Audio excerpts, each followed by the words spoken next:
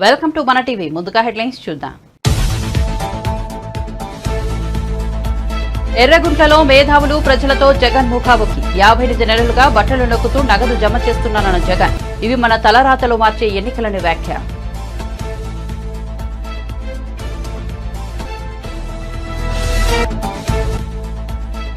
Supreme court ప్రధాన న్యాయమూర్తి justice DY చంద్రచూడ్తో తెలంగాణ సీఎం రేవంత్ రెడ్డి భేటీ. అనంతరం మర్యాదపూర్వకంగా భేటీ. రాజేంద్ర నగర్ లో హైకోర్టు నూతన భవన నిర్మాణ పనులకు జస్టిస్ చంద్రచూడ్ శంకుస్థాపన.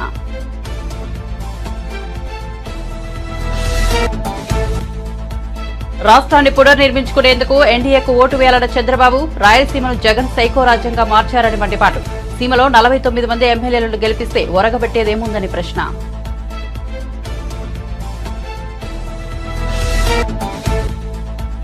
రెండో మూడో ఫోన్ ట్యాపింగ్ లో జరిగుండొచ్చని కేటీఆర్ అన్నారు. దీనిపై రేవంత్ రెడ్డి విచారణ జరిపించాలన్న బీజేపీ నేత లక్ష్మణ్.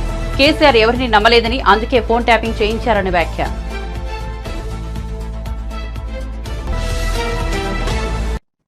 ఇక వార్త వివరాల్లోకి వెళ్తే ఏ పార్టీ అని చూడకుండా ఎలాంటి వివక్ష లేకుండా అర్హత ఉన్న ప్రతి ఒక్కరికి సంక్షేమ పథకాలను అందిస్తున్నామని ఏపీ సీఎం జగన్ చెప్పారు. లంచాలకు తావు లేకుండా సంక్షేమ పథకాలను అందిస్తున్నామని తెలిపారు. అక్కా చెల్లెమ్మల ముఖాల్లో సంతోషం నింపేందుకు, పేదల జీవితాల్లో మార్పులు తెచ్చేందుకు గత 58 నెలల కాలంలో తాను బట్టలు నొక్కుతూ నేరుగా అకౌంట్లలో నగదు జమ చేస్తున్నానని చెప్పారు. జగన్ చేపట్టిన మేమంతా సిద్ధం బస్సు యాత్ర రెండో రోజుకు చేరుకుంది. ఈ ఉదయం ఆయన ఎర్రగుంట్లలో ప్రజలు, మేధావులతో ముఖాముఖి నిర్వహించారు. ఈ సందర్భంగా జగన్ మాట్లాడుతూ ఒక్క ఎర్రగుంట్లలోనే 93% మంది లబ్ధి పొందారని చెప్పారు. ప్రజలకు వివిధ పథకాల ద్వారా చేకూరిన లబ్ధిని గణాంకాలతో స్వయంగా వివరించారు. తనకంటే ముందు చాలా మంది సీఎంలుగా చేశారని, తనకన్నా వయసు, అనుభవం ఎక్కువ ఉన్నవారు పనిచేశారని చెప్పారు. వయసులో తాను చిన్నవాడినని, ఒక చిన్నవాడిగా అడుగుతున్నానని, 14 ఏళ్లు సీఎంగా చేసిన వ్యక్తి అనుభవం మీ జీవితాలను మార్చిందా అని ప్రశ్నించారు. వైసీపీ ప్రభుత్వం కొనసాగాల్సిన అవసరం ఎంత ఉందో అందరూ ఆలోచన చేయాలని చెప్పారు. అడుగుతా ఉన్నా, ఈరోజు ఏ రకంగా బ్రతుకులు మారాయి, ఏ రకంగా జీవితాలు మారాయి, ఏ రకంగా వ్యవస్థలోకి మార్పులు తీసుకురాగలిగాము అన్నది ఒక్కసారి గమనించమని చెప్పి కోరుతా ఉన్నా. ఈరోజు ఈ బటన్ నొక్కడమే కాదు, అక్క చెల్లెమ్మల కుటుంబాలకు ఆర్థిక సాధికారత ఇవ్వడమే కాదు, ఇదొక్కటే కాదు జరిగింది. ఈ లిస్టు చదివేటప్పుడు నేను చెప్పా, విద్యా కానుక గురించి కూడా చెప్పా, విద్యా కానుక గురించి కూడా చెప్పా, అదే మాదిరిగా ట్యాబుల గురించి కూడా చెప్పా. ఈ విషయాలు చెప్పేటప్పుడు ఇవి కూడా చెప్పా. ఒకసారి ఆలోచన చేయమని అడుగుతా ఉన్నా. గతంలో ఎప్పుడూ జరగని విధంగా ఈరోజు గ్రామాలు బాగుపడ్డాయి. స్కూళ్ళు మారిపోయాయి. స్కూళ్ళల్లో డిజిటల్ బోధన అందుబాటులోకి వస్తూ ఉంది. పిల్లల చేతుల్లో ట్యాబులు కనిపిస్తూ ఉన్నాయి. స్కూళ్ళన్నీ ఇంగ్లీష్ మీడియంతో కనిపిస్తూ ఉన్నాయి. టెక్స్ట్ బుక్కులు కూడా ఒక పేజ్ ఇంగ్లీష్ ఉంటే మరో పేజీ తెలుగుతో బైలింగ్వల్ టెక్స్ట్ బుక్కులు ఈరోజు మన పిల్లల చేతుల్లో కనిపిస్తూ ఉన్నాయి. మొట్టమొదటిసారిగా స్కూళ్ళు బాగుపడ్డాయి. మొట్టమొదటిసారిగా మన గ్రామాలలో విలేజ్ క్లినిక్లు ఇక్కడే వచ్చాయి. ఫ్యామిలీ డాక్టర్లు ఇక్కడే వస్తూ ఉన్నారు. ఆరోగ్య సురక్షతో ప్రతి ఇంటిని కూడా జల్లెడబడుతూ ప్రతి పేదవాడికి కూడా టెస్టులు కావాలన్నా, మందులు కావాలన్నా నేరుగా ఇంటికే వచ్చి చేస్తూ ఉన్నారు. స్కూళ్ళు బాగుపడ్డాయి, వైద్యం బాగుపడ్డాయి. ఎప్పుడు చూడని విధంగా ఆర్బీకే రైతు భరోసా కేంద్రం మన గ్రామంలోనే కనిపిస్తూ ఉన్నారు. ప్రతి రైతులను చెయ్యి పట్టుకొని నడిపిస్తూ ఉన్నారు. ప్రతి ఎకరా ఈ క్రాప్ అయింది. పంటలు కూడా ఉచిత పంటల బీమా కింద. ఇంతకు ముందు అయితే పంటల బీమా ఎలా చేసుకోవాలన్నా కూడా చాలా మందికి తెలియదు. క్రాప్ లోన్ల కోసం వెళ్ళినప్పుడు మాత్రమే ఆ బ్యాంకులు ఒక 5%, 4% కట్ చేసుకుని ఆ లోన్లో ఇన్సూరెన్స్ మాత్రం వాళ్ళకి ఇచ్చేవాళ్ళు, ఇన్సూరెన్స్ ప్రీమియం కింద. ఒకవేళ క్రాప్ లోన్స్ పుట్టకపోతే, క్రాప్ లోన్స్ కోసం బ్యాంకులకు వెళ్ళకపోతే ఇన్సూరెన్స్ కూడా ఎలా చేసుకోవాలన్నా కూడా తెలియని పరిస్థితిలో వ్యవస్థ బతికేది. అలాంటిది ఈరోజు గ్రామంలోనే ఆర్బీకే ప్రతి ఎకరా ఈ క్రాప్, ఉచిత పంటల బీమా, ఇన్పుట్ సబ్సిడీ కూడా నష్టం జరిగిన వెంటనే ఆ సీజన్ ముగిసేలోగానే ఇస్తా ఉన్న గొప్ప ప్రక్రియ. ఎప్పుడు చూడని విధంగా రైతన్నలకు పెట్టుబడి విషయంలో, పెట్టుబడి కోసం రైతన్నకు సహాయంగా ఏకంగా 13,500 రూపాయలు రైతన్నకు పెట్టుబడి సహాయంగా ఇచ్చే గొప్ప మార్పు జరిగింది కూడా కేవలం మీ బిడ్డ హయాంలోనే. వ్యవసాయం మారింది, స్కూళ్ళు మారాయి, గ్రామంలో కనిపిస్తా ఉన్న హాస్పిటళ్ళు మారాయి, ఆరోగ్యశ్రీ విస్తరించింది, ఏకంగా 3,300 ప్రొసీజర్లకు తీసుకొని పోయినాం. ఏకంగా 25 లక్షల దాకా ఈరోజు ఏ పేదవాడైనా కూడా జేబులో ఆరోగ్యశ్రీ కార్డు ఉంటే 25 లక్షల దాకా ఉచితంగా వైద్యం చేయించుకునే గొప్ప రెండో మూడో ఫోన్ ట్యాపింగ్లు జరిగితే జరిగి ఉండొచ్చని బీఆర్ఎస్ వర్కింగ్ ప్రెసిడెంట్ కేటీఆర్ అంటున్నారని, ఇందుకు ముఖ్య కారకులు కేటీఆర్ కాబట్టి ముఖ్యమంత్రి రేవంత్ రెడ్డి అంశంపై స్పందించి సీబీఐ విచారణ జరిపించాలని బీజేపీ రాజ్యసభ సభ్యుడు డాక్టర్ కె లక్ష్మణ్ కోరారు. హైదరాబాద్ లో గురువారం ఆయన మీడియా సమావేశంలో మాట్లాడుతూ కేంద్ర హోంశాఖ అనుమతి లేకుండానే ఫోన్ ట్యాపింగ్ చేశారని విమర్శించారు. తెలంగాణలో ప్రభుత్వం మారడంతో హార్డ్ డిస్కులు సమాచారాన్ని ధ్వంసం చేశారన్నారు. కేసీఆర్ ఎవరిని నమ్మలేదని, అందుకే ఫోన్ ట్యాపింగ్ చేయించారని పేర్కొన్నారు. రాజకీయ మీడియా ప్రముఖులపై ఫోన్ ట్యాపింగ్ చేయించారన్నారు.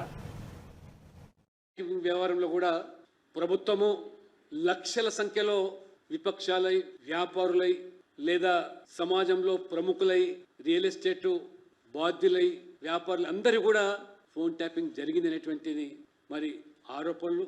ఒకవైపు పోలీసులేమో ప్రభుత్వం చెప్పితే చేశామని, కేటీఆర్ గారేమో వారు మాట్లాడుతూ జరిగితే జరిగి ఉండొచ్చు, ఒకరిద్దరి లంగాలు జరిగిండొచ్చు అని వారు మాట్లాడు. అంటే కేటీఆర్ గారు ఒప్పుకుంటా ఉన్నారు, అంటే ఫోన్ ట్యాపింగ్ జరిగి ఉండవచ్చు అని. అది ఒకరిదా ఇద్దరిదా వేలదా ఆ విషయం పక్కన పెడితే అదేదో పోలీసుల పని మాత్రమే వారు చెప్తున్నారు. బీఆర్ఎస్ ఏమో వాళ్ళ అవినీతిని, వారి కుటుంబ పాలనను, వాళ్ళ నియంతృత్వ పోకడను, వారు ప్రజలు మొన్ననే ఎన్నికల్లో వారికి ప్రజా తీర్పునిచ్చి శిక్ష విధించినప్పుడు కూడా ఆ అహంకారాన్ని వీడకుండా ఏ రకంగా మేకపోతు గాంభీర్యాన్ని ప్రదర్శిస్తూ ఇంకా ఆ ప్రజల మీద నెట్టే ప్రయత్నం. నియంతృత్వాన్ని నమ్ముకున్నవాడు తన నీడను కూడా నమ్మలేడట.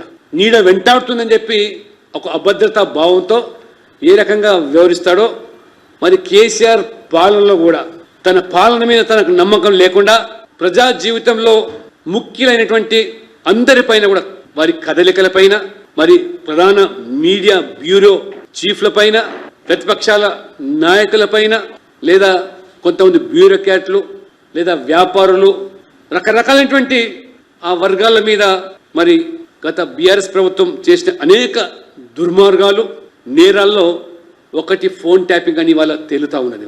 అప్పటి ముఖ్యమంత్రి కేసీఆర్ గారు ఫామ్ హౌస్ నుంచి కదలలేదు, వారు సచివాలయం వెళ్ళలేదు, ఫైళ్లు కదలలేదు. ప్రతి పథకంలో కూడా అవినీతి, అక్రమాలు, కమిషన్లు దండుకునేటువంటి కార్యక్రమాలు తప్పితే ఆ రకంగా ప్రతి స్కీమ్లో ఒక స్కామ్, ప్రశ్నించే వాళ్ళ మీద బెదిరింపులు, వారి మీద మరి దుర్భాషలాడుతూ ఒక నియంతృత్వ పోకడలతో వ్యవహరించారో గత 5 సంవత్సరాలు ప్రజలు గమనించారు. ఆ రకంగా రాజకీయంగా కూడా మరి ప్రతిపక్షాలు ఎన్నికల సందర్భంలో వారి కదలికల్ని, సంభాషణల్ని ఈ రకంగా ట్యాపింగ్ చేయడం అనేది ఆ రకంగా రాజకీయంగా లబ్ధి పొందేదానికి మరి దానికి తోడు దాన్ని అలుసుగా తీసుకొని మరి కొంతమంది పోలీసు అధికారులు ఏ రకంగా అక్రమార్జనకు పాల్పడ్డారో ఇవాళ ఇవన్నీ కూడా కథలుగా ఇవాళ బయటికి వస్తూ ఉన్నాయి. ఫోన్ ట్యాపింగ్ ఉదంతాలు తెలంగాణ ప్రజలు అసహించుకునేటువంటి విధంగా, పౌరుల ప్రాథమిక హక్కులు భంగం కలిగించే విధంగా జరగడమే కాకుండా వ్యక్తిగత స్వేచ్ఛ అనేది రాజ్యాంగం మరి సాకారం చేసినటువంటి ప్రాథమిక హక్కును భంగం కలిగించినట్టుగా గత ప్రభుత్వం చేసినటువంటి అది తీవ్రమైన నేరంగా. ఎందుకంటే ఒక దొంగల ముఠాలతో మాఫియా రాజ్యాన్ని నడిపినట్టుగా తెలంగాణను పూర్తిగా ఇవాళ అబాసు పాలు చేసినటువంటి విషయాలు ఇవాళ బయటికి రావడం చూస్తూ ఉంటే ఈ ఫోన్ ట్యాపింగ్ అనే ఉదంతం ఏది ఉందో ఇది సామాన్యమైనది కాదు.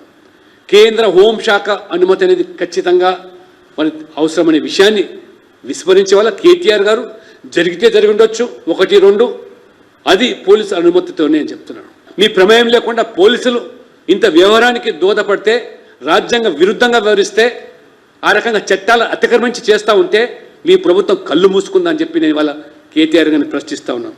ఈ ఫోన్ ట్యాపింగ్ వ్యవహారం అనేది భారత శిక్షా స్మృతిలో తీవ్రమైన అంశం కాబట్టి నిబంధనలు ఉల్లంఘించి ఫోన్ ట్యాపింగ్ వ్యవహారాన్ని మరి మొత్తం దానికి సూత్రధారులే కాదు, పాత్రధారులే కాదు, కీలకమైన బాధ్యులైన వ్యక్తులు ఎవరైతున్నారో ఇవాళ స్వయంగా కాంగ్రెస్ నాయకులు చెప్తున్నారు దానికి మూల కారణం కేటీఆర్ అని.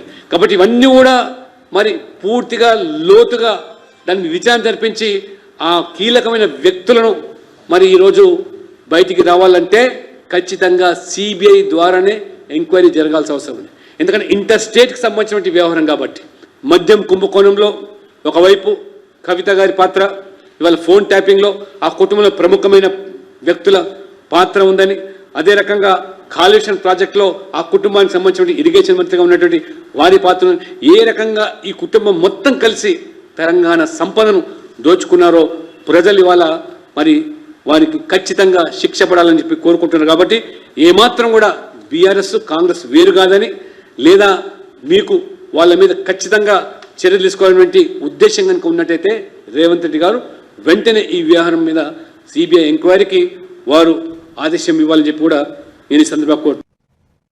ఏపీ ముఖ్యమంత్రి జగన్ పై టీడీపీ అధినేత విమర్శలు గుప్పించారు. రాష్ట్రాన్ని జగన్ సర్వనాశనం చేశారని మండిపడ్డారు. విధ్వంసమైన రాష్ట్రాన్ని పునర్నిర్మించుకునేందుకు ఎన్డీఏ కూటమికి ఓటు వేయాలని కోరారు. రాష్ట్రంలో వైసీపీ పని అయిపోయిందని చెప్పారు. అనంతపురం జిల్లా రాప్తాడులో చంద్రబాబు రోడ్ షో నిర్వహించారు. రోడ్ షో సందర్భంగా చంద్రబాబు ప్రసంగిస్తూ 90% హామీలు నెరవేర్చానని జగన్ చెప్పుకుంటున్నారని, తాను అడిగే 7 ప్రశ్నలకు జగన్ సమాధానం చెప్పాలని అన్నారు. ప్రత్యేక హోదా, మద్య నిషేధం, సిపిఎస్ రద్దు, ప్రతి ఏటా job calendar, mega DSC, current ఛార్జీల తగ్గింపు, పోలవరం పూర్తి తదితర హామీలను ఎందుకు నెరవేర్చలేదని ప్రశ్నించారు.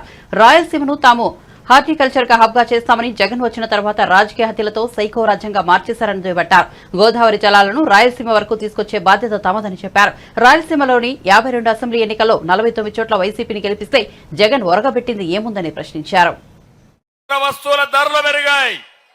ఒక్క ఉదాహరణ మీరు చూస్తే, అనంతపురంలో ఒక ఉద్యోగం వచ్చిందా మీ పిల్లలకి? మళ్ళా మీరు వస్తున్నాడు అతను ఇక్కడికి రాయలసీమ తిరుగుతానని. మీకు రోషం రాలా యువతకి? కోపం రాలా యువతకి? నిలదీయాల్సిన బాధ్యత మీకుందా లేదా అని మిమ్మల్ని అడుగుతున్నా. ఎన్నికల ముందు చెప్పాడు, ఏటా జాబ్ క్యాలెండర్, మెగా డిఎస్సి. మళ్ళీ మీకు జాబు రావాలంటే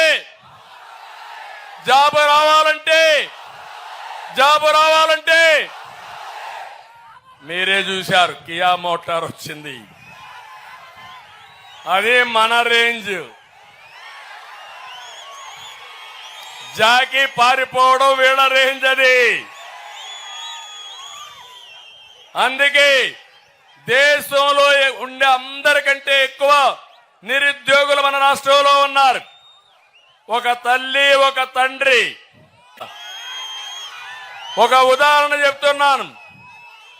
ఇప్పుడే మిత్రుడు జనసేన నాయకుడు ఒక మాట మాట్లాడాడు, ఒక విషయం చెప్పాడు. నీరు అనేది చాలా ముఖ్యం. నీరు లేకపోతే ఏ పని కాదు. ఒక 2-3 గంటల నీళ్లు తాకపోతే మనం ఏమవుతాం? మా తమ్ముడు ఇప్పుడు కూడా తాగుతాడు. ఎండలో చెమట పట్టింది, చెమట పడతా ఉంటే నీళ్లు తాకపోతే కాసేపు అయిన తర్వాత పెయింట్ అయిపోతాడు. అవునా కాదా? అలాంటి అనంతపురం జిల్లా కరువు జిల్లా, మహబూబ్నగర్ జిల్లా కరువు జిల్లా. అనంతపురం నుంచి వలసలకు వెళ్లిపోతున్నారు. అది ఆలోచించి ఎన్టీ రామారావు గారు ఒక ఉదాత్తమైన ఆలోచనతో అంద్రి నీవా ప్రారంభించిన నాయకుడు ఎన్టీ రామారావు గారు.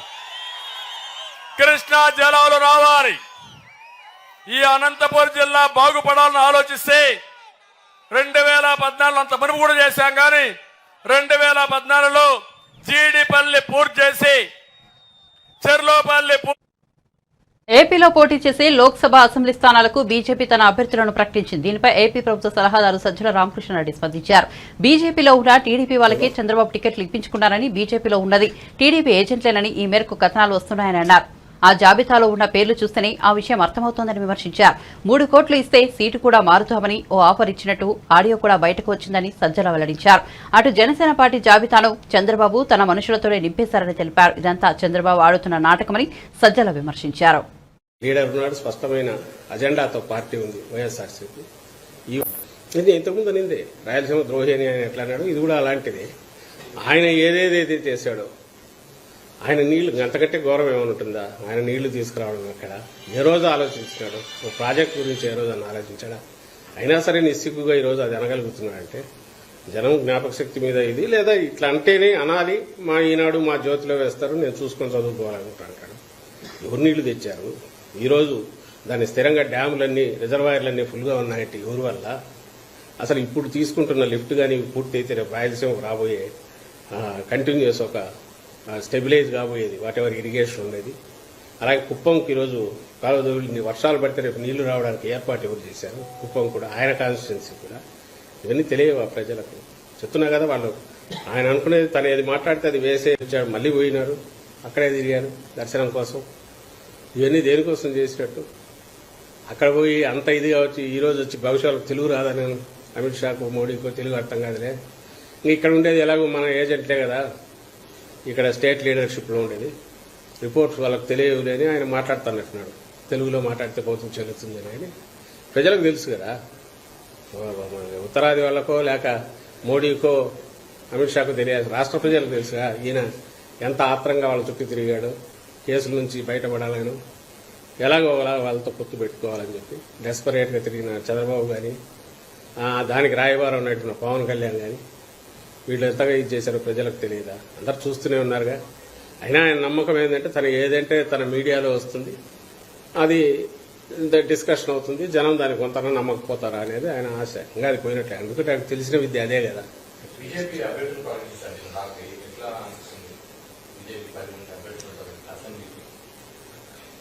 ఆ పార్టీ ఒక నరసాపురం కూడా ఆయన రఘురామరాజుకు ఇస్తే ఎంపీలు అయితే కంప్లీట్ చంద్రబాబు నాయుడు లేక వాళ్ళు డిసైడ్ చేసినవి వచ్చినట్టు ఉండేది. అది ఒకటి ఎందుకో ఇది చేశారు కానీ అది కూడా ఇచ్చింటే అక్కడికి అయిపోయేది. అతను ఇది తీరేది, కోరిక తీరేది, ఎన్నికల్లో కూడా ఏం జరుగుతుందో తెలిసేది. రిజల్ట్ ఎట్లుండేది? వన్ సైడ్ ఏకపక్షంగా ఉంది ఆల్రెడీ. మిగిలిన వాటిలో కూడా గతంలో కనీసం వాళ్ళ కార్యకర్తలు ఎవరో కనపడేవాళ్ళు, ఇప్పుడు అదేం కనపడలే. మీ మీడియాలోనే అన్నింటిలో చూస్తున్నాం. అందరూ ఒకరిద్దరు కండువాలు అప్పుడు వేసుకోవడం, ఇంకా వేసుకునే వాళ్ళు టీడీపీ తరఫున పోటీకని ఇన్నాళ్ళు ఉండేవాళ్ళు. సుప్రీంకోర్టు ప్రధాన న్యాయమూర్తి జస్టిస్ డివై చంద్రచూడ్ను తెలంగాణ ముఖ్యమంత్రి రేవంత్ రెడ్డి మర్యాదపూర్వకంగా కలిశారు. హైదరాబాద్ లోని తాజ్ ఫలక్నుమాలో ఉన్న ఆయన్ను కలిసిన రేవంత్ రెడ్డి పుష్పగుచ్చం అందించారు. ఈ సందర్భంగా మర్యాదపూర్వకంగా భేటీ అయ్యారు. రాజేంద్ర నగర్ లో 100 ఎకరాల్లో నిర్మించనున్న నూతన హైకోర్టుకు సంబంధించి ఇద్దరూ కాసేపు మాట్లాడుకున్నట్లు తెలిసింది. రంగారెడ్డి జిల్లా రాజేంద్ర నగర్ మండలం బుధ్వేలో 100 ఎకరాల్లో నిర్మిస్తున్న నూతన హైకోర్టు నిర్మాణ పనులకు జస్టిస్ డివై చంద్రచూడ్ బుధవారం శంకుస్థాపన చేశారు. కార్యక్రమంలో సుప్రీంకోర్టు న్యాయమూర్తులు justice P S Narasimha, justice P V Sanjay Kumar, justice S V Bhatti, high court ప్రధాన న్యాయమూర్తి జస్టిస్ అలోక్ అర్హాదే తదితరులు పాల్గొన్నారు. అనంతరం జరిగిన సభలో 32 జిల్లా కోర్టులకు ఈ సేవా కేంద్రాలను ఆన్లైన్ ద్వారా సీజీఐ జస్టిస్ చంద్రచూడ్ ప్రారంభించారు.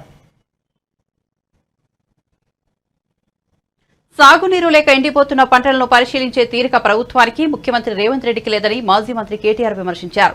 రాజన్న సిరిసిల్ల జిల్లా తుంగలపల్లి మండలం సారంపల్లిలో పొలాలను ఆయన పరిశీలించారు. రైతులను ఆదుకోవాలన్న చిత్తశుద్ది కాంగ్రెస్ కు ఉంటే రైతు రుణమాఫీని వెంటనే అమలు చేయాలని ఆయన డిమాండ్ చేశారు. రైతు భరోసా కింద ఎకరానికి 15,000 ఇస్తామన్న హామీని నెరవేర్చాలని కోరారు. ఎక్కడెక్కడైతే ఈ రోజు కాంగ్రెస్ పార్టీ యొక్క నిర్లక్ష్య విధానాల వల్ల, కాంగ్రెస్ పార్టీ యొక్క పట్టింపు లేనితనం వల్ల ఇవాళ వ్యవసాయదారులకు, రైతులకు, పట్టదారులు కావచ్చు లేదా కౌలు రైతులు కావచ్చు, వాళ్ళు పడుతున్న ఇబ్బందులు గమనించి ఇప్పటికే 15-20 లక్షల ఎకరాల్లో ఎక్కడెక్కడైతే పంటలు ఎండిపోయినాయో ఆ రైతుల్లో భరోసా నింపడానికి, ధైర్యాన్ని ఇవ్వడానికి, అదేవిధంగా వారికి మేమున్నామని చెప్పడానికే ఈ రోజు క్షేత్రస్థాయిలో మా పార్టీ నాయకులు అన్ని నియోజకవర్గాల్లో కూడా రైతుల దగ్గర పోతా ఉన్నారు, పర్యటనలు చేస్తా ఉన్నారు. అందరినీ కూడా కలిసి వారిలో ఒక భరోసా నింపే ప్రయత్నం చేస్తున్నారు. రైతులు అడగలేదు, మిమ్మల్ని ఎవరు కూడా నిజానికి డిమాండ్ చేయలేదు. మేమే డిసెంబర్ 9 నాడు అధికారంలోకి వస్తున్నాం. ఇప్పటిదాకా లోన్లు తీసుకొని వాళ్ళు కూడా తీసుకోండి, నేను వెంటనే 2 లక్షల రూపాయల రుణమాఫీ చేస్తా అని చెప్పింది రేవంత్ రెడ్డి. మరి ఇప్పుడు 4 నెలలైనా కూడా రుణమాఫీ అనేది కనీసం ప్రస్తావన కూడా లేని పరిస్థితి ఈ రోజు రాష్ట్రంలో చూస్తా ఉన్నాం. రుణమాఫీ చేయకపోగా బ్యాంకుల ద్వారా ఇవాళ రైతులకు లీగల్ నోటీసులు ఇచ్చి మీరు కడతారా సస్తారా అని మెడ మీద కత్తి పెట్టినట్టు వ్యవహారం మరొక దిక్కు చూస్తా ఉన్నాం. ఇంకా దుర్మార్గం ఏంటంటే కేసీఆర్ గారు ఆనాడు 7,000 కోట్ల రూపాయలు తాను అధికారం నుంచి ఎలక్షన్లకు ముందు దిగిపోయే ముందు రైతుల కోసం, యాసంగి పంట కోసం 7,000 కోట్లు మరి రైతు బంధు కోసం పెట్టిపోతే ఇవాళ ఆ మొత్తాన్ని కూడా, ఆ సొమ్మును కూడా రైతులకు ఇయ్యకుండా, రైతులకు ఇప్పటి వరకు రైతు బంధు ఇవ్వకుండా కాంట్రాక్టర్ల ఖజానాలు నింపడానికి, కాంట్రాక్టర్లకు పేమెంట్లు చేయడానికి ఒక చిల్లర వ్యవహారానికి కూడా తెరదీసింది ఈ కాంగ్రెస్ ప్రభుత్వం. ఈ అన్నింటికీ మించిన దుర్మార్గం ఏంటంటే ఇవాళ నిజంగా కూడా రైతులను చూస్తే గోసనిపిస్తున్నది. ఇక్కడ నేను కలిసిన రైతు పేరు పరశురాములు గారు. ఆయన కౌలు రైతు. ఒక 10 ఎకరాలు సారంపల్లి అనే గ్రామంలో, తంగలపల్లి మండలంలో కౌలుకు తీసుకున్నారు. కౌలుదారు కాబట్టి పట్టదారుకు మొదల 60,000 రూపాయలు ఆయన కట్టినాడు. ఇవాళ ఆయన పరిస్థితి ఏంటంటే మొత్తం మేతకు తప్ప ఎందుకు పనికిరాని పరిస్థితి ఈ రోజు ఈ పొలం తయారైంది. ఇవాళ నిజంగా కూడా సిరిసిల్ల జిల్లాలో, రాజన్న సిరిసిల్ల జిల్లాలో ఈ పరిస్థితి వచ్చిందంటే ఇది కాలం తెచ్చిన కరువు కాదు, ఇది కాంగ్రెస్ తెచ్చిన కరువు. ఈ మాట నేను స్పష్టంగా ఎందుకంటున్నా అంటే, పోయిన సంవత్సరం ఇదే సమయంలో ఆనాడు కాళేశ్వరం నీళ్లతో మరి మేడిగడ్డ నుంచి నీళ్లెత్తిపోసి మిడ్మానేర్ నింపి, మిడ్మానేర్ నుంచి అన్నపూర్ణ, ఆ పైకి రంగనాయక సాగర్, అక్కడి నుంచి జిల్లెల చెరువు, ఆడికెళ్లి కింద ఉండే ఈ మొత్తం ఈ గ్రామాలన్నింటిలో కూడా సారంపల్లితో సహా, నేరేళ్లతో సహా, రామచంద్రాపూర్తో సహా, చిన్నలింగాపూర్తో సహా ఈ గ్రామాలన్నిటికీ నీళ్లిచ్చింది ఆనాడు కేసీఆర్ ప్రభుత్వం. కానీ ఈ రోజు రేవంత్ రెడ్డి వచ్చిన తర్వాత మేడిగడ్డలో 3 పిల్లర్లు కుంగిపోతే ఆయనకు 3 నెలలు 4 నెలలు ఇంకా కూడా ఆ 3 పిల్లర్లను రిపేర్ చేసేందుకు టైం సరిపోతలేదు. ఇలా 3 పిల్లర్ల దగ్గర గిన్న ఒక కాఫర్ డ్యాం కట్టి నీళ్లను ఇలా కిందికి ఉత్తగా సముద్రంలోకి వేస్ట్ గా పోతున్న నీళ్లను పట్టుకొని నీళ్లు గనక పైకి పంపింగ్ చేసింటే, ఈ 3 నెలల్లోనే ఆ పని చేసింటే ఇవాళ ఈ రైతుల పొలాలు ఎండకపోయిన మాట వాస్తవమా కాదా ఆలోచించమని చెప్పి నేను కోరుతున్నా. అందుకే నేను అనేది ఇది కాలం తెచ్చిన కరువు కాదు, ఇది కాంగ్రెస్ తెచ్చిన కరువు. కాళేశ్వరం మీద కడుపు మంటతో, కేసీఆర్ మీద కడుపు మంటతో మేడిగడ్డ రిపేర్ చేయకుండా 3 నెలలుగా నిర్లక్ష్య వైఖరి అవలంబించినందుకే ఇవాళ ఈ పొలాలు ఎండిపోయే పరిస్థితున్నది. 15-20 లక్షల ఎకరాల్లో ఇవాళ రైతులు బాధపడే పరిస్థితున్నది. ఏపీలో వైసీపీ విధ్వంసకర పాలన కొనసాగుతోందని రాష్ట్ర బీజేపీ చీఫ్ పురంధేశ్వరి విమర్శించారు. రాష్ట్ర అభివృద్ది కోసం, ప్రజల శ్రేయస్సు కోసం వైసీపీ పాలనకు చరమగీతం పలకాలని అన్నారు. వైసీపీ అరాచక పాలనకు ముగింపు పలికేందుకే టీడీపీ జనసేనలతో బీజేపీ కలిసిందని చెప్పారు. పొత్తులో ఉన్న ఈ 3 పార్టీలు వేరైనా అజెండా మాత్రం ఒకటేనని అన్నారు. రాష్ట్రాన్ని అప్పుల ఊబిలోకి నెట్టేసిన వైసీపీకి ఎన్నికల్లో ప్రజలు బుద్ది చెబుతారని జోషన్ చెప్పారు. తణుకులో బీజేపీ నేతలతో పురంధేశ్వరి భేటీ అయ్యారు. ఈ సందర్భంగా మీడియాతో మాట్లాడుతూ ఈ వ్యాఖ్యలు చేశారు. మన జాతీయ నాయకత్వం నిర్ణయించారు పొత్తులో మనం ఉండాలి అని చెప్పి. ఆ నేపథ్యంలో మనం ఏదైతే 175, 25 అని అనుకున్నామో ఆ సంఖ్య కుదించబడి మనం ఇప్పుడు 10 అసెంబ్లీ స్థానాలు, అదే విధంగా 6 పార్లమెంట్లకి మనం పరిమితం అయ్యాం. చాలా మంది ఆశావాహులు ఉంటారు. 175 స్థానాలంటే 175 మంది కార్యకర్తలు అభ్యర్థులుగా మేము ఉంటాము అనేటువంటి భావంతో సన్నద్ధంగా ఉండవచ్చు. కానీ ఇప్పుడు ఎప్పుడైతే పొత్తు అనుకున్నాము, 10 స్థానాలకి మనం పరిమితం అయ్యాము, చాలా మంది ఒకంత నిరాశకి లోనైనా కూడా మనమందరం మన జాతీయ నాయకత్వం ఒక ఆలోచనతోటి నిర్ణయం చేశారు అనేటువంటి ఒక ఆలోచనతో మనం నిబద్ధత కలిగినటువంటి భారతీయ జనతా పార్టీ కార్యకర్తలంగా మనం ఈ యొక్క ఎలక్షన్స్ లో, ఈ ఎన్నికల్లో మనం అందరం కూడా కేవలం మన భారతీయ జనతా పార్టీ అభ్యర్థికి గెలుపు కోసం మాత్రమే కాకుండా కూటమిలో ఉన్నటువంటి అభ్యర్థులు ఎవరైతే ఉన్నారో తెలుగుదేశం, జనసేనలో వారి అభ్యర్థుల యొక్క విజయానికి కూడా మనం అందరం కృషి చేయవలసినటువంటి బాధ్యత మన మీద ఉన్నది అని చెప్పి ప్రధానంగా మనం అందరం కూడా గమనించాలి, గుర్తించాలి కూడా. ఇవాళ ఏదైతే నిర్ణయం మన జాతీయ నాయకత్వం తీసుకుందో, మనం ఇక్కడ ఆంధ్ర రాష్ట్రం ఒక కూటమిగా ఏర్పడి మనం ఎన్నికలకు వెళ్ళాలి అనేటువంటి నిర్ణయం ఏదైతే చేసిందో, ఇది చారిత్రక అవసరం మాత్రమే కాదు, ఇది చారిత్రక ఘట్టం మాత్రమే కాదు, ఇది చారిత్రక అవసరం అని కూడా మనం అందరం గమనించవలసినటువంటి అంశం. వైఎస్ వివేక హత్య నిందితులను పక్కన పెట్టుకుని జగన్ ఓట్లు కోవడం సానుభూతి కోసమేనని వైఎస్ వివేక కూతురు సునీత ఆగ్రహం వ్యక్తం చేశారు. తెలంగాణ హైకోర్టు వద్ద గురువారం మీడియాతో మాట్లాడారు. కడప జిల్లా ప్రొద్దుటూరులో వైసీపీ నిర్వహించిన బహిరంగ సభలో జగన్ చేసిన వ్యాఖ్యలను ఆమె తీవ్రంగా ఖండించారు. ఆయనని పక్కన పెట్టుకొని ఆయనకి ఓటేయమని అడుగుతున్నారు, మీకు ఓటేయమని, మీ తమ్మునికి ఓటేయమని అడుగుతున్నారు. అదే మనిషిని సిబిఐ విచారించి నిందితుడు అని చెప్తుంది. నిందితులకు ఓటేయమని అడుగుతున్నారు. మీ చిన్నాన్నను చంపిన వాళ్ళకి ఓటు వేయమని చెప్పడం, మీ పార్టీలో కూడా టికెట్ ఇవ్వడం మీకు తప్పుగా అనిపించట్లేదా? రాజకీయ స్వార్థం కోసం ఎవరు చేస్తున్నారు? 5 ఏళ్ల క్రితం చిన్నాన్నను చంపించారు, అప్పుడు రాజకీయానికి వాడుకున్నారు. ఈ 5 ఏళ్ళు మర్చిపోయారు. ఈ 5 ఏళ్ళు పవర్లోకి వచ్చాక ఒక్కసారైనా మీ చిన్నాన్నను గుర్తు చేసుకున్నారా? ఆయన చేసిన పనులను గుర్తు చేసుకున్నారా? లేదు. ఈరోజు ఎలక్షన్లు వచ్చాయి, ఈరోజు గుర్తొచ్చాడు మనిషి.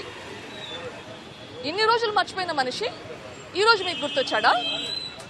ఎవరు స్వార్థపరులు, ఎవరు పదవుల కోసం ఉపయోగించుకుంటున్నారు?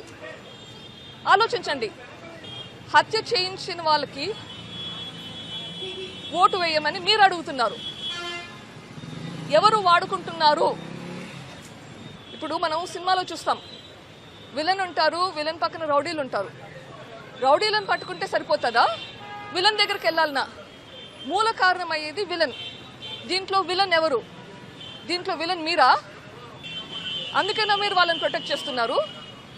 ఎలక్షన్స్ వచ్చాయి, ఎలక్షన్స్లో ఓట్లు పడాలని చెప్పి సానుభూతి కోసం మళ్ళీ ట్రై చేస్తున్నాడు. ఇక్కడ నేను పోరాడేది న్యాయం కోసం, నువ్వు పోరాడేది పదవుల కోసం. నాకు ఈ పోరాటంలో నాకు ఏమి వస్తుంది?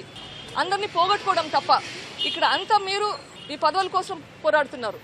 మళ్ళీ ఎక్కడ పదవి పోతే మీరు ఇరకాటంలో పడతారు అని సాయశక్తులా కృషి చేస్తున్నారు.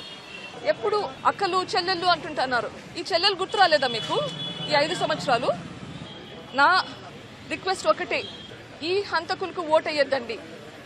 ఇంకోటి అంటున్నారు, పదవులకు ఆశించి నేను ఇది చేస్తున్నాను, రాజకీయాలు చేస్తున్నాను అని చెప్పి. మీరు రాజకీయాలకు వాడుకుంటున్నారు. నాకు కావాల్సింది న్యాయం. న్యాయం ధర్మం అంటుంటారు. మీకు దీంట్లో న్యాయం బయటకు రావాలని అనిపించట్లేదా? ధర్మం రావాలని అనిపించట్లేదా? ధర్మం, మీ చిన్నాన్న హత్యకు గురైనాడు, ఎంత దారుణంగా గురయ్యాడు. అది చూస్తేనే భయంకరంగా ఉంటుంది.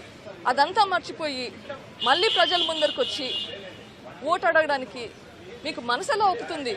ఎమ్మెల్సీ ఎలక్షన్లకు ఓడించిన వాళ్ళ చట్టపట్టలు వేసుకునేది, లేకపోతే హత్య చేసిన వాళ్ళతోట మీరు చట్టపట్టలు వేసుకునేది? మీరు చట్టపట్టలు వేసుకుంటున్నారు కరెక్టే, హత్య చేసిన వాళ్ళతో మీరు తిరుగుతున్నారు, అది గ్రహించండి. హత్య చేయించిన వారితో మీరు తిరుగుతున్నారు, దీనికి ఆధారాలు కూడా ఉన్నాయి. హత్య చేసిన వాళ్ళతో తిరుగుతుండే ఆధారాలు ఉన్నాయి, హత్య చేయించిన వాళ్ళతో మీరు తిరుగుతుండేది మేమే చూస్తున్నాం. దయచేసి ప్రజలందరూ ఇది అర్థం చేసుకోవాలి, ఇది గ్రహించాలి. హంతకులకు ఓటు వేయకూడదు. వైఎస్ఆర్సీపీ పార్టీ వివేకానంద రెడ్డి గారి రక్తంతో పునాదులు తయారు చేసుకుంది. ఆ పార్టీ పునాదులు వివేకానంద రెడ్డి రక్తంతో మునిగి ఉంది. దయచేసి ఆ పార్టీకి, మా అన్నగారికి, హత్య చేసిన ఎంపీ గారికి ప్లీజ్ ఓటు వేయకండి. లోక్సభ ఎన్నికల సమయంలో కేసీఆర్ ను బీఆర్ఎస్ ను ఒత్తిడికి గురి చేయాలనే ఉద్దేశంతో తమ పార్టీ ఎమ్మెల్సీ కవితను అరెస్ట్ చేసి జైల్లో పెట్టారని ఆ party social media convener Manne Krishanth ఆరోపించారు. తెలంగాణ భవన్లో ఆయన మీడియాతో మాట్లాడుతూ లోక్సభ ఎన్నికలను నడిపిస్తోంది ఈసీ కాదని ఈడీ అని మండిపడ్డారు. తెలంగాణకు ఏం చేయలేదనే విషయాన్ని బయటకు రానివ్వకుండా ఎవరిని అడగనివ్వకుండా ప్రధాని మోదీ చేశారన్నారు. మీడియాలో మొత్తం ఈడీ, సీబీఐ అరెస్టులపై చర్చ జరుగుతోందన్నారు. కశ్మీర్ నుంచి కేరళ వరకు ఈడీ, సీబీఐ కేసులతో బీజేపీ ప్రభుత్వం ప్రతిపక్షాలను భయపెడుతోందన్నారు. కూడా నడుస్తున్నది ఐపీఎల్ లో కూడా 2 టీంలు ఉంటాయి. తెలంగాణకు ఏం చేయలేదు అనే విషయం అసలు అజెండాకు రానివ్వకుండా కేవలం అజెండా ఇదే ఉండాలి. ఇవాళ ఏం చేస్తున్న మీడియాలో ఏ చర్చ ఉన్నా కూడా అప్డేట్లు, ఈడీ ప్రెస్ రిలీజ్ చేసింది, ఎన్ని కోట్లంట, ఇప్పటి వరకు ₹1 కూడా అందులో రాలేదు. ఈడీ కన్విక్షన్ రేట్ ఎంత? 0.5%. దాదాపు 5,000 కేసులు ఉంటే అందులో ఇప్పటి వరకు తేలింది 25 కేసులు మాత్రమే. 2014 నుంచి ఇప్పటి వరకు ప్రతిపక్ష నాయకులు. ఒకవైపు ఇక్కడ కవితకైతే, ఇంకోవైపు సాక్షాత్తు ఆమ్ ఆద్మీ పార్టీ అధ్యక్షులు ముఖ్యమంత్రి అరవింద్ కేజ్రీవాల్ గారిని పెట్టింది జైల్లో. అంటే ఆమ్ ఆద్మీ పార్టీ కూడా ఎన్నికల ప్రచారం చేయొద్దు. ఆమ్ ఆద్మీ పార్టీ నాయకులందరూ ధర్నాలు చేస్తున్నారు. వాళ్ళ పార్టీ పెద్దలందరూ ప్రెస్లలో ఈడీఏ మాట్లాడుతున్నారు. ఇటు ఢిల్లీ అదే చర్చ, పంజాబ్ అదే చర్చ, ఆమ్ ఆద్మీ పార్టీ. తెలంగాణలో ఇదే చర్చ. నిన్న కేరళ ముఖ్యమంత్రి పినరాయి విజయన్ గారి అమ్మాయికి ఈడీ నోటీసులు. బులెటిన్ ముగించే ముందు హెడ్లైన్స్ మరోసారి చూద్దాం. ఎర్రగుంటలో మేధావులు ప్రజలతో జగన్ ముఖాముఖి. 58 నెలలుగా బట్టలు నొక్కుతూ నగదు జమ చేస్తున్నారన్న జగన్. ఇవి మన తలరాతలు మార్చే ఎన్నికలని వ్యాఖ్య.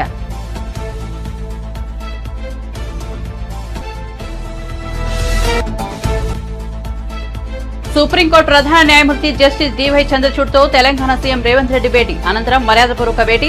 రాజేంద్రనగర్లో హైకోర్టు నూతన భవన నిర్మాణ పనులకు జస్టిస్ చంద్రచూడ్ శంకుస్థాపన.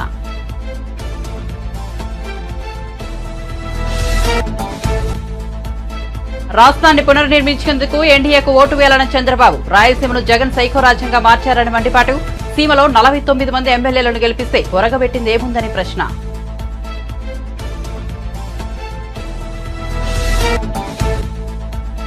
రెండో మూడో ఫ్యాన్ ట్యాపింగ్లు జరగనుంచని కేటీఆర్ అన్నారు. దీనిపై రేవంత్ రెడ్డి విచారణ జరిపించాలన్న బీజేపీ నేత లక్ష్మణ్, కేసీఆర్ ఎవరిని నమ్మలేదని అందుకే ఫోన్ ట్యాపింగ్ చేయించారని వ్యాఖ్య.